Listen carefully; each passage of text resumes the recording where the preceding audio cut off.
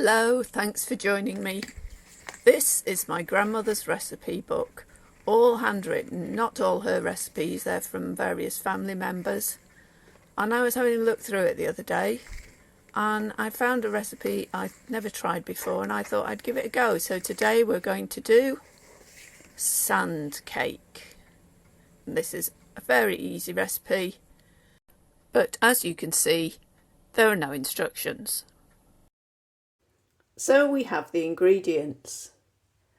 That's 4 ounces of margarine, half a cup of sugar,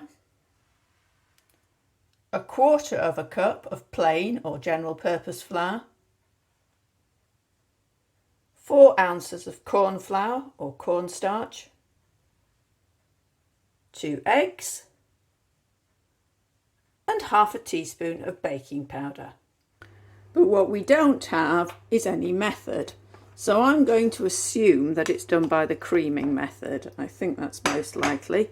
So the margarine goes in the bowl, just soften that up a bit. And then I'm going to cream that with the sugar.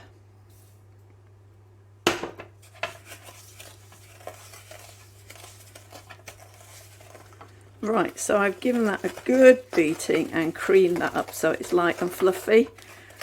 I don't remember much about my grandma because I was quite young when she died, but one thing I do remember is an image of her beating a cake and her arm wobbling as she was doing it. She put a lot of effort into it, so I'm going to copy that, give it a really good beating. There we are. I think that would pass muster. Now I assume that the eggs go in. A little at a time, I would think, and beat well. These very fresh eggs, I collected them this morning. Not my hens, my neighbours. And just keep going until all the egg is incorporated.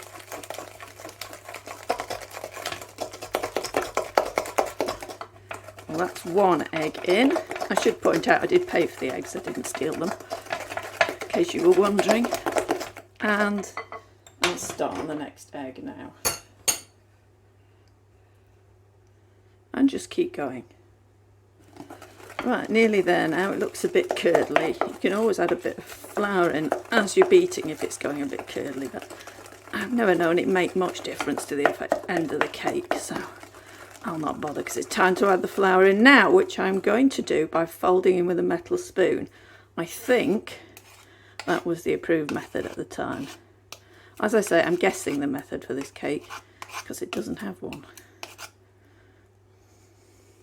Before I put the flour in, I'm going to mix the cornstarch, the plain flour and the baking powder together. So they're all properly mixed before I add them to the eggy mixture. This stuff goes everywhere. Okay, so I'm going to fold it in a bit at a time with the metal spoon so that we don't lose the air that was beaten in before. I don't know if this is true, but I was always told this at school when I was taught to make cakes. And my head teacher was quite traditional in her baking, so I think this is probably the right way of doing it.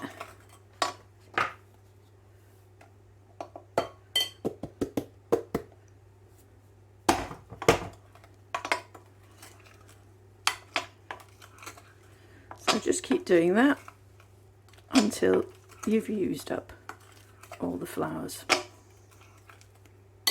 I have seen some other older recipes for sand cake. None of them separate the eggs, but some of the more modern recipes suggest that you separate the eggs and the whites, make them mix with the yolks, and then whip the whites and fold those in afterwards, which I think would make it very light. But I think if you were intended to do that in this recipe, it probably would have said that eggs separated or something. but it didn't. It does make quite a firm batter, not exactly soft dropping consistency, a bit thicker than normal, and it doesn't say milk to mix, which it does on some of her other recipes, so I'm going to assume that you don't do that. Now I'm going to add some flavouring to this, not in the original recipe, but I think you would approve. I've got some vanilla extract, a little bit of that. I think we'll just add a bit of something to it, otherwise it's going to be a bit plain. So I'll just stick that in at the end, mix that through, and then we're ready to put it in a cake tin and bake it in the oven. I've had the oven on for a bit now, so it's warmed up. I put it on 180°C, 180 Celsius. Now I'm sure it would have been put in a baking tin originally, probably a loaf tin, but I have this rather nice gothic looking silicone cake mould, and it's too big for the cake, but I'm hoping if I sort of half fill it that it will hold together as a ring mould, so I'm going to give that a try. I have no idea how long it's going to take in the oven, so I'll have a little chat about my grandma while it's in there. This is my grandma. She was a good cook, a very good cook.